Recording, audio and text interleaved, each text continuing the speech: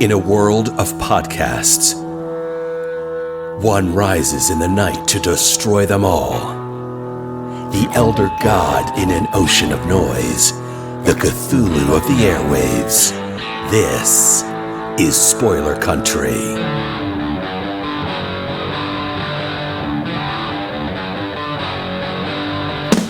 All right. Well, let's just get into it, huh?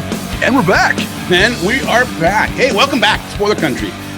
I'm Kenric, and actually, it's that way, I think. Yep, that's right. Yep. Mr. Horsley, and today it's another a tangent of tangents, because we don't have any interviews to do. Which right. Is and we're both home alone. Happened today. Yeah. You know, with, I think Melissa or maybe Renee did an interview today. Not me. And then yesterday I did an interview, though. I did another one with Drew Zucker. Do you remember Drew from Canto? I remember Drew. Yeah. Oh, yeah. So you were on our first interview with Drew and David Boer, but I did another one with them after that. Yep. And so this is the third time Drew's been on, but this time he's on with his other writing partner, Phil Seavey. Nice. And they have an amazing book called The House. Nice. And it looks amazing. It's on Comixology. They did a Kickstarter in 2017, and they got 150% of their goal. Nice. And so Dark Horse now has bought the rights because they want to publish it. That's awesome. New cover, everything. He said it looks gorgeous. Yeah, I'm excited to see this thing and read it because I didn't even know about it. I'm like, Drew, you've been on twice and you never said anything about The House. Right? What the hell, man? So, yeah. So today, anything goes. So you guys know, we're just here to have fun and BS. First thing I want to say is right before this, we recorded our Loki 5 episode. Yep. We did not talk about the Thanos copter. Was it Thanos Copter in it? Yeah. Oh, I missed that. So there's a scene where they before they go down, right? And you see Frog Thor jumping in the little thing, right? On the top is a giant yellow helicopter. It says Thanos on the back of it. Oh, that's hilarious. I got a screenshot of it. You should screen share. Show it. Oh, there it is. Yep. That's hilarious. I totally missed that. Yeah, it was right before it showed up. Right before this showed up, which you can't really see. It's kind of there's Frog Thor right here. Oh, Throg. Yeah, and we're gonna open it up and let him out. And it says T365 because he first appeared in Thor 365. Oh, that's hilarious! I love the Easter eggs that they do. Mm-hmm. Me too. Awesome. I can't believe we didn't put that in. We didn't talk about that. Right.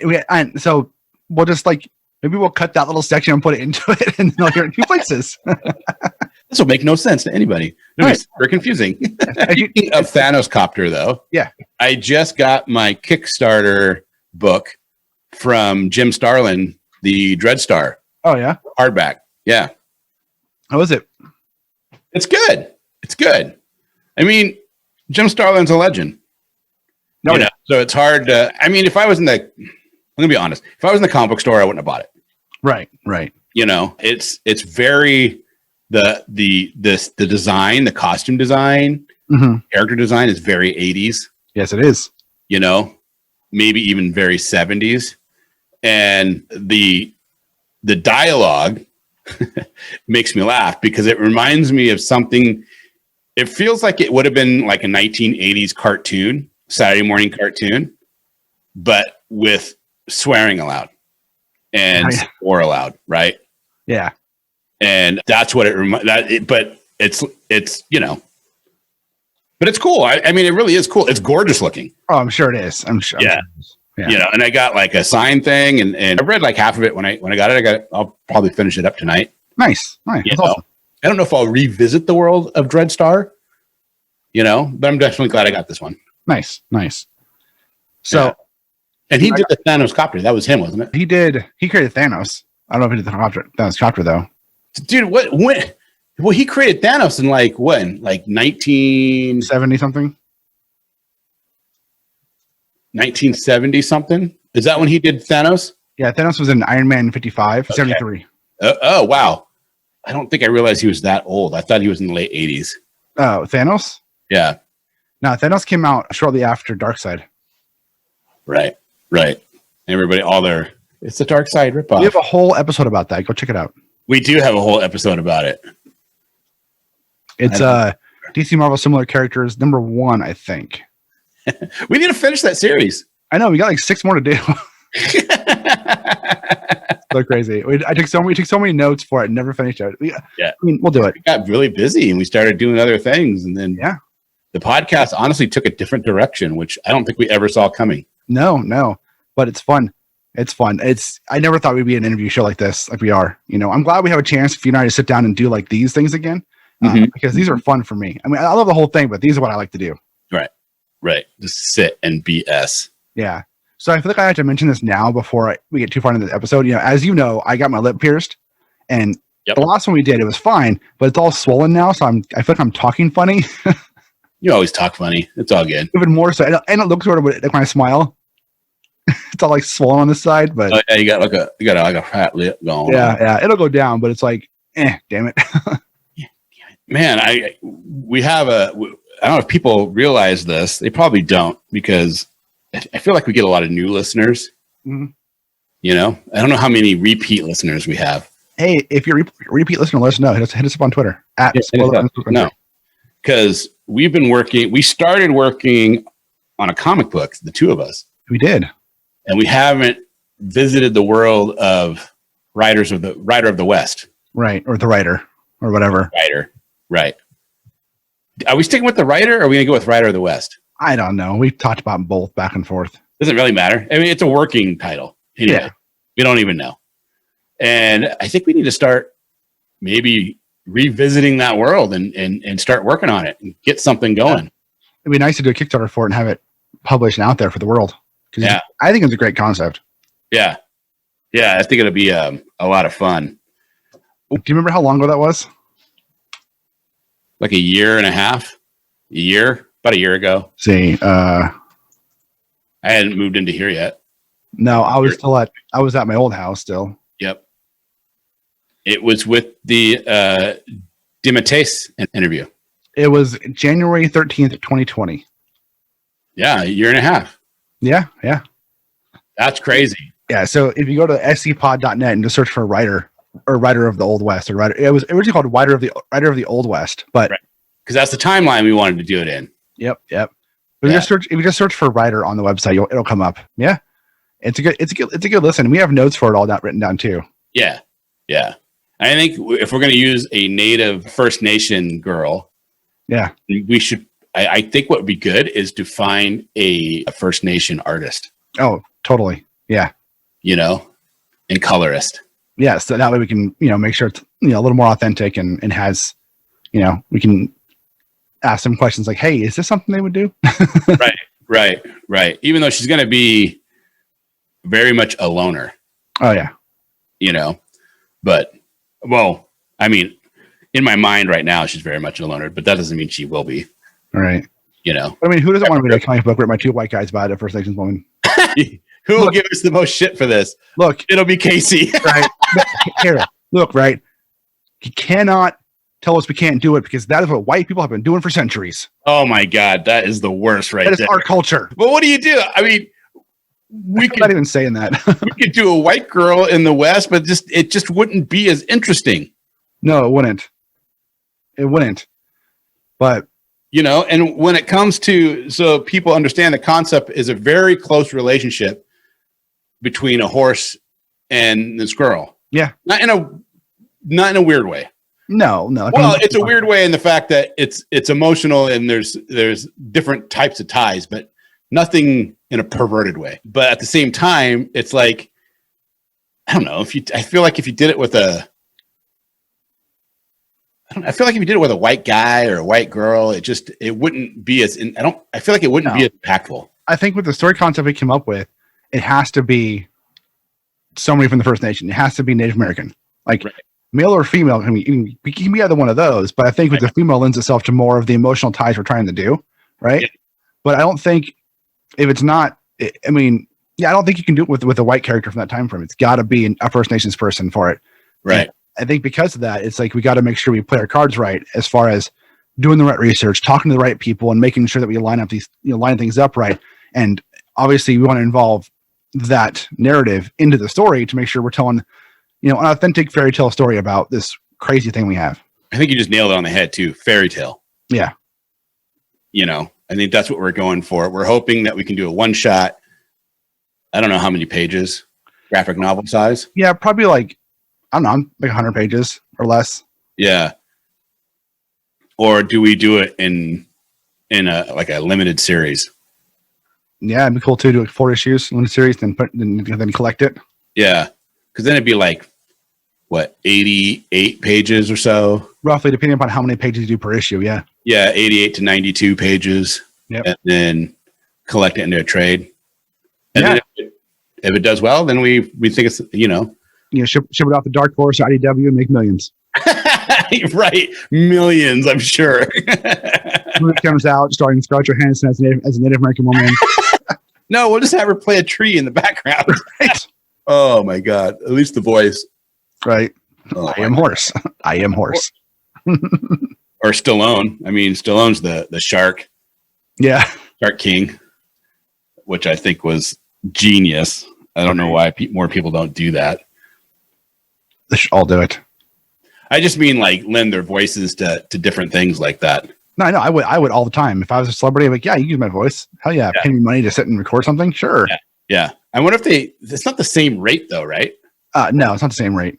I wonder how much cheaper it is or if it's more expensive or what. It's definitely cheaper to get them to record their voice. Yeah. I wonder how much cheaper it is. Are you looking it up? Kind of. How do we get here from talking about a comic book? Well, now I'm going to take it somewhere else. Did you know that Bruce Willis has a day rate for movies? I do. That's why he does all these crazy movies lately that don't make you like. At first, when he first started doing all these B-rate movies, you're like, oh, cool, Bruce Willis movie. It's got to at least hit this level. Nope. And then you watch him now, you're like, what the F? What is going on? He does such, it's cool that he just does whatever. Yeah. But two, it's like, man, you're doing such shit. Like, I don't. Well, Thomas Jane said something that I can't remember. He said there was an older actor, I want to say like Robert Mitchum or somebody like that, used to say you do 2 for the condo and 1 for the art. Yeah. Yeah. And I think that's what Bruce Willis is. Because like Thomas Jane does some ones that he's like, man, no, don't even bother watching that one. And he'll tell you, don't bother watching it. That was for the condo. Bruce Willis was in 7 movies in 2019. That is nuts. And he was in, 1, 2, 3, 4 in 2020. And 1, 2, 3, 4 in 2018. I just watched one with him in it that came out last year I think it was on Amazon Prime or something. Yeah. Breach? Oh, yeah. That came out last year. Yeah. It was terrible. It could have been really good. The concept was actually really cool. Was it? And they did some things really well. And actually I thought it would be better if they didn't have Bruce Willis in it. Oh, really? Yeah. Because sometimes the star is too much. It takes away from everybody else. Yeah, it takes away from everybody else's performance, and then you could tell that they're catering to that guy. Yeah, you know what I mean. And they had, Thomas Jane was in it, Bruce Willis was in it. Thomas Jane's in it for he's in 3 scenes. He's at the beginning, he's in the middle when they wake him up, and then he's in his death scene. Why is he even in the movie then? I don't know, but for the condo. Yeah. But there was some cool things, and I watched Hunter's Moon. Oh yeah, that's what he told me not to watch. But I'm gonna watch it because it's a werewolf movie, and I always give werewolf movies a chance because I'm always hoping that I'm gonna fall into another American Werewolf in London. Right, right. Which is so old, and people love the I don't know, the special effects. Yeah, but if you're somebody if you're born in the 90s. You're literally almost 30 years old and you watch American Werewolf in London, you might be able to appreciate it because maybe you're somebody who loves film, but you're not going to look at those special effects and think they're anything special. No, they look really. They're special for sure. Amazing for that time frame. Yeah. So Hugh Jackman's Van Helsing. I love that movie. I do too. I think it's so good. I do too. To me, when he turns into a werewolf and he's that big black hulking with the big ears and everything. Yeah. That's the greatest werewolf I've ever seen in a movie. Oh yeah. To me, I can't think of anybody else that's done that looks better. You know, Benicio del Toro's looks pretty good because it's makeup, and they actually won an Academy Award for their makeup and everything. Yeah, that was a good one too. I was gonna mention that but one. it doesn't look like Hugh Jackman's looks supernatural. Yeah, you know what I mean. Like it looks like it is freaking from hell. You know? Oh yeah, yeah. I've always loved that. I always thought the movie was so much fun. Yeah, man. I don't understand I wish they would do another one. They won't, but I mean, whatever. I know, but it sucks because it was a lot of fun. It was a lot of fun, dude. What isn't he he's Gabriel? Yeah, Dracula calls him Gabriel. And I don't know. Is that from the comic books? Is it from the comic books? What is that wasn't that a comic book? I mean, probably. I don't know. Yeah, man, I love that movie. That was so much fun. It was so much fun. That whole scene in the Notre Dame with him and Dr. Jekyll, with him and Mr. Hyde. Right. And he has those things, ring, ring, ring, ring, ring, ring, ring, ring, and he cuts that dude's arm off. Isn't that Kate Beckinsale in that movie too? Yep. Yeah, she's great. Yep. I mean, they had her wearing that bustier thing the whole time, which looked super uncomfortable. I mean, it probably was. It's not practical at all. No, but the vampires looked really cool. Dracula's brides looked really cool. Everything looked visually stunning. Yeah. You know, the guy who played Dracula was great. I thought so. You know, that the fight scene at the end was awesome. The guy that plays the monk, what's his name? He was in Lord of the Rings. Oh God, I don't. It's material. You touch it, because they had the antidote for the werewolf venom in that ball with the surrounded by acid. Right, man. The movie came out in 2004. Yeah. It's time. It's time. Yeah, do another one. Do another one. You know, I don't know. I just love the whole concept. I love the concept of the Roman Catholic Church, you know, having this secret society of police, basically of, you know, secret agents that are hunting down paranormal stuff, right? Supernatural stuff. I love that. I mean, I don't know. It checks all the Kenric boxes. It does. And Hugh Jackman was great in it. And those freaking dead babies in the sacks was disgusting and awesome. It was an awesome. Dead babies in a sack will always be disgusting. Just saying. Yeah. That's what happens when I'm like driving down the road and I see like a duffel bag. And then I pull over and put babies in it. Don't be a dead baby. Don't be a dead baby. I was gonna say you pull over and put babies into it to drop them off. That's gross, man. No, you brought it up, not me. I said don't be a dead baby. Oh, okay. I just thought, well, where else are you gonna put your dead babies at? I just went way too far. I apologize. In the vacuum? I don't know. Gross and despicable. We just lost all of our religious viewers. All one of them. Bye, Tom. All one of them. Bye, Tom. See you later. Sorry. So sorry. What do you think it'd take? What would you do for a second one? Would I do personally? Nothing. But I mean, I decided. And if you had to write Van Helsing 2. Oh, I was writing it. Yeah. Huh? Jeez. Well, just like high concept, dude. Jesus. I don't know. I don't remember how the first one ended. She died. And he's on the ridge and he sees her in the sky, which was kind of cheesy. But Frankenstein, the monster, gets away. Yeah. He was a good guy anyways, but he survives. And him and the monk, I can't remember the monk's name because it's literally been like 5 years since I've seen it, you know, go off into the sunset. Presumably on more adventures. I mean, bringing other monsters into it, and Carl. His name's Carl. Yeah, Carl. I like the Boogeyman. Yeah. No one does the Boogeyman anymore. And obviously you could bring back Kate Beckinsale's character as a bad guy. What? Why would you do that? Because why not? How would you do that? You what? Make her like she turned into a vampire? Yeah. You saw her in the thing with her family, all happy and gone. How would you? Movie magic. Movie magic. Dude, it's been 15 years. Nobody's gonna remember that. They'll just do whatever they want. Oh yeah, that's true. No one will remember it.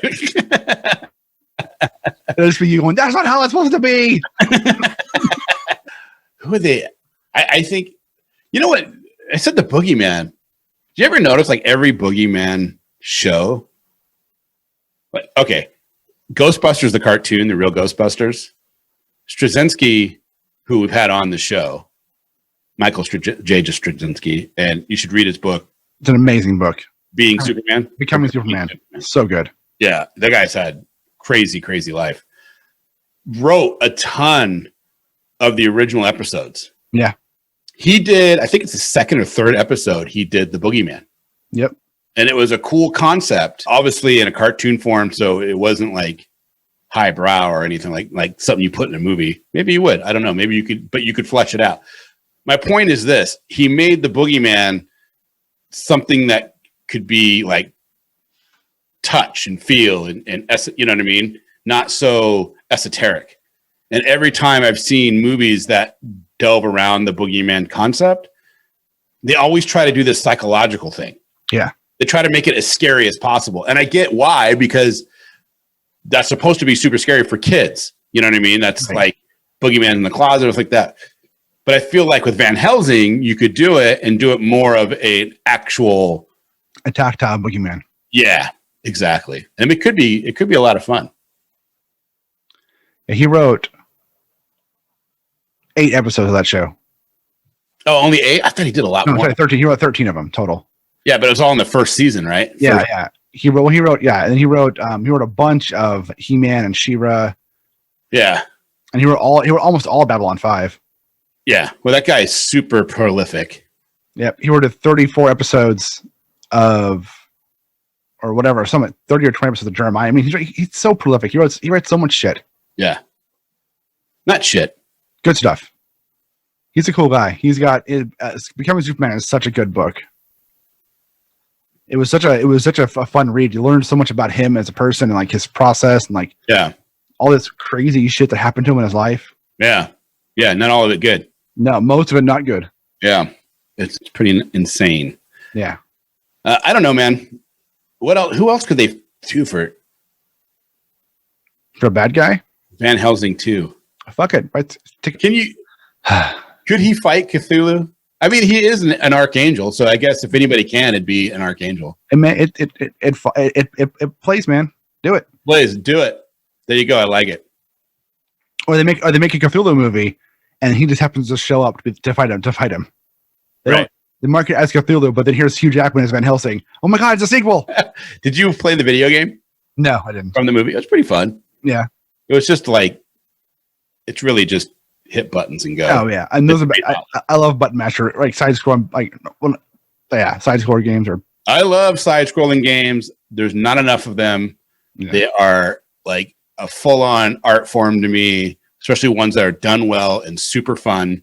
Yeah, platform games. Yeah, I love platformers. I don't care for MMOs too much anymore. They're kind of boring. I don't care for battle royale games like Fortnite. I don't like online games too much, mostly because I just don't like people who play online because they're all dickwads. Yeah. And there's not a lot of really good games. And I'm probably not the best one to say this. I don't play a lot of games. Yeah. But there's not a lot of games that come out that grasp my attention enough to want to play them. 100%. I'm the same way. And I was an old school gamer because I'm of the generation that really was the first games to come home. Yeah. You know, Atari at first, but I was a little young on Atari, just a sconch. Yep. You know, I loved it. I loved playing it, but I was like 5. Yeah. So you love playing it, but it's not the same. But when Nintendo came out, I was 10. Yeah. And that changed everything. And so we always had a video game system in the house. We always had a computer in the house playing video games off of PCs, like TI, Texas Instrument, and all that kind of stuff. But you know, we always had a Nintendo, and we got a Sega Genesis and Super Nintendo, and you know, so I loved games. I used to call the Nintendo hotline when I got stuck in Castlevania 2. Nice, you know, and I played Zelda, and I played all of them. You know, I even played the Goonies. Really, which was terrible. You know, I had a buddy that had ET, and that was a terrible game. Oh, on the Atari? Oh my God, yeah, so bad. It was just you just didn't understand what to do. Did you ever play the Superman game for Atari? No. It's just as bad. Is it really? I have a copy of it over there on my Superman case, but it's so bad. I think, well, with the ET one, I think you can watch it online. The guy that wrote the game, and it was basically they came in and said, you have like very limited time to get this out. Yeah. Like it was like August, and they wanted it out by, you know, for Christmas. Yeah. And he was like, what? Hold up. Yeah. Hold up. Hey. Yeah. So yeah, I kind of lost track of my thoughts. That's what the tangent This is a very random episode, dude. I know. We're a little like our most random of randoms. You know what it is though, is because we just had that whole thing with the Loki episode 5. Yeah. Sometimes it kind of takes you out of doing anything else after that. True. And we also just did a tot last week too. So did we? Tot 23, yeah. Oh. The one that comes out on Thursday this week. So those listening, it'll be Thursday like 5 weeks ago. Right. But there's some gems in this episode. Don't deny it. I'm not denying babies. No. You know. Yeah, dead babies and duff bags. Van Helsing 2. It's coming. This you episode, heard it here, folks. Van Helsing 2 is happening. We got the exclusive. He fights Cthulhu. Yeah. He fights Cthulhu. I'm telling you. Yeah. The title of this episode is going to be Tot 24, Van Helsing and Dead Babies and Duffel Bags. There you go. Dude. Boom. Dude, Van Helsing 2 could be start just like he did with Dr. Jekyll and Mr. Hyde. He fought Hyde at the beginning, so he can fight the Boogeyman at the beginning. Mm-hmm. Like a child's going to sleep. Van Helsing's in the corner, shrouded in darkness. And then, the closet door opens, and then you see a hand come out, like a green hand. And then Van Helsing's all cuts off the freaking hand, just like in Dr. Jekyll, Mr. Hyde. Yep. And then, and then freaking takes him out. And then, And then he finds the Boogeyman's duffel bag full of dead babies. Yep. And then the father comes in and Helsing jumps out the window and you hear him go, hey! There you go. As if it's a normal. This is a comedy movie now. That's what happens in the first one. Remember, Hyde falls off Notre Dame, turns into Dr. Jekyll on his way down, hits the ground, dead. The sheriff comes over, Helsing, and it unfurls the wanted poster and it shows Helsing. They can literally do the same thing with because it's been so long, it would be hilarious. And then, but his big bad is Cthulhu as opposed to Dracula. I like it. I'm on board. I'm as the owner of this studio, co-owner of the studio with you. I greenlight this movie. Let's do it. Yeah, let's do it. We have a budget of $20. Is convince Hugh Jackman. So everybody tweet Hugh Jackman and tell him, hey, these guys have a great idea. Boogeyman Boogaloo. Come on. Van Helsing 2, Boogeyman Boogaloo. I like it. All right, there you go. Van Helsing 2, the Boogeyman and Cthulhu 2, or whatever. I don't know, dude. I'm in. Van Helsing 2, Cthulhu and the Boogeyman Boogaloo. There you go. Perfect. Ship it. Oh my God. What's a movie that you think should be remade or could be in the era of remakes, which seems to have slowed down a little bit? Yeah. In the era of remakes, you always hear, oh, they didn't need to do that, or they shouldn't have done that. That one was perfect, whatever, which is romanticized, but whatever. Okay. I get it. You don't want to rehash old stuff, right. But what is one that you think would do well as a remake? And even if people don't agree.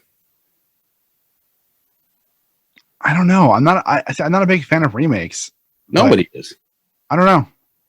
I don't know. I don't have an answer to that question. Yeah. If you're asking me a question, if you rephrase that question and say what movie I think they should remake and make better, I would say any of the Snyder films. Like remake them, make them make sense. That'd be great. Wow. I just had Robert. Body blow. Yeah, I had to get a dig in at Robert today. But I don't know. I don't. Snyder films. I mean, Dawn of the Dead was great. Dawn of the Dead was fun. Yeah, I'm just talking about the DC Snyder films. Yeah. And I get, before Robert messages me when he listens to this, because he did the last time we talked about this, I get Snyder had a vision and a plan that was kind of stunted. Yeah. It's just that his vision and his plan wasn't very good in this case. Right. Like it wasn't, I know interpretations, whatever for characters, but it just wasn't there. So it wasn't there for you. Wasn't there for anybody who knows the characters. Right. I mean, I still have fun watching those movies.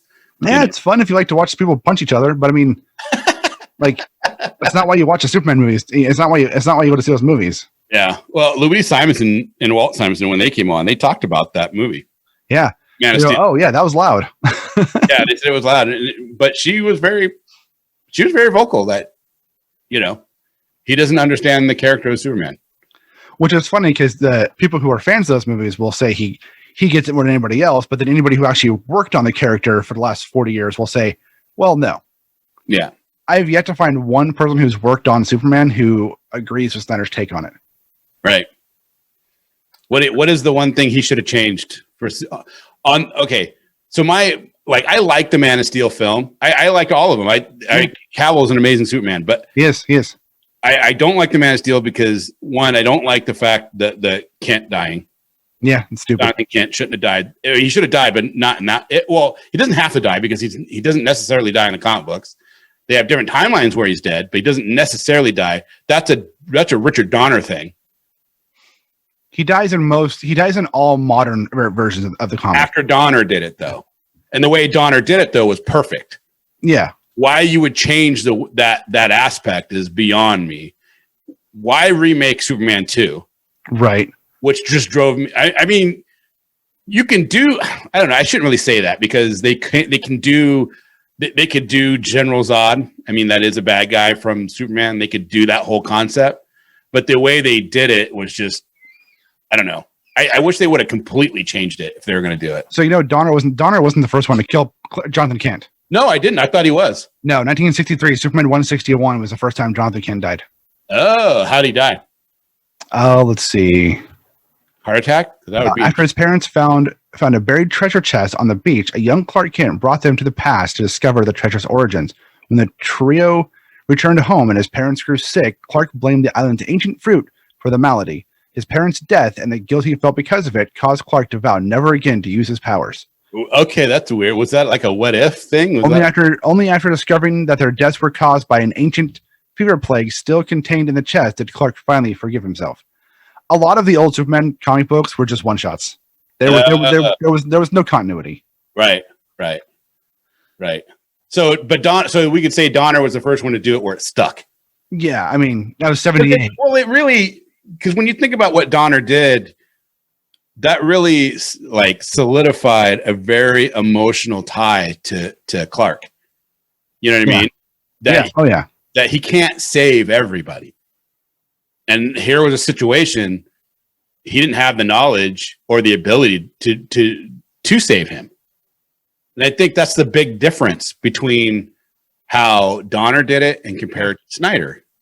Yeah, well, one of them is, like you said, and in every instance, like the way Smallville handled it, the way they handled it in the comics, and after that, in the New 52 and in Death of Superman, it's a death that he can't stop. Whereas in the Snyder film, he could absolutely have stopped that from happening. Yeah, there's no reason why. Frustrating, and it's weird, and it gets frustrating when you listen to somebody, and I don't want to say who, Robert, but.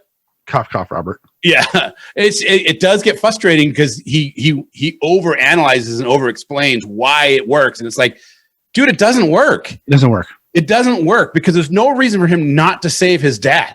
Yeah. Because anybody in that situation that has those powers is saving their parent.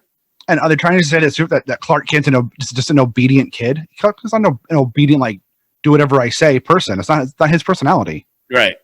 I don't know. I think that's the good, like, beyond redoing Superman 2. Yeah, because that's kind of what it felt like. It is Superman 2, but but is it just because of General Zod though? Because if it's only because of General Zod, then I think that might not be fair. Well, I mean, it's the same overarching plot as Superman 2. It just stretched out longer. Yeah, but I mean, you should be able to use Zod and do a whole different story.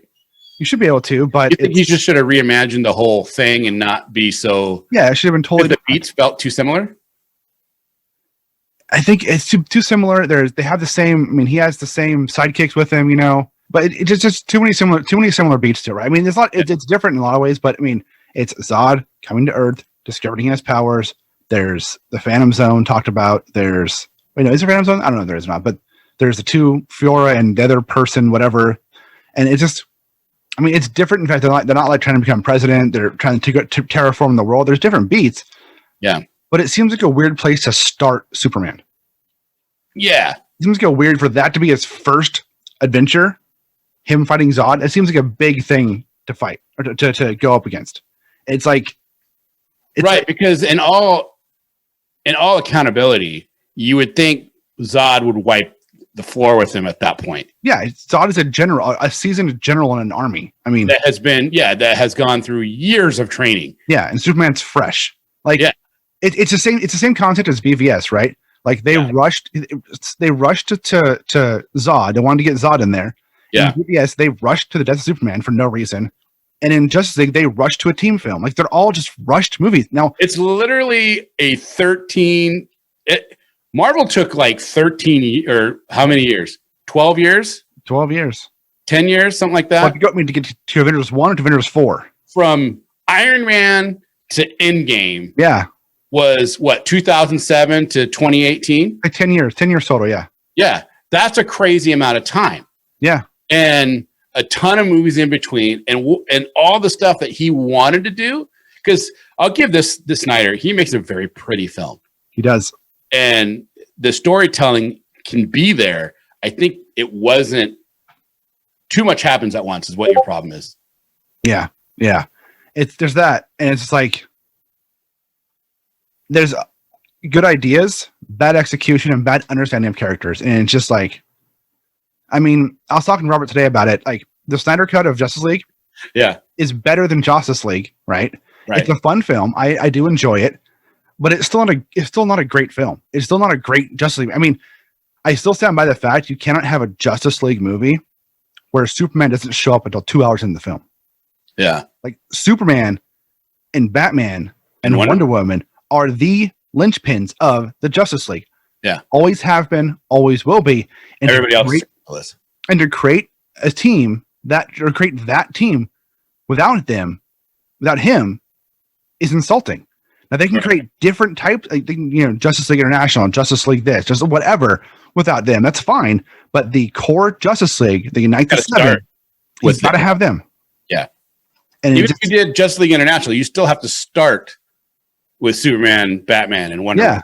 Yeah, exactly. To the point where International makes sense. Exactly. And it's just like, come on.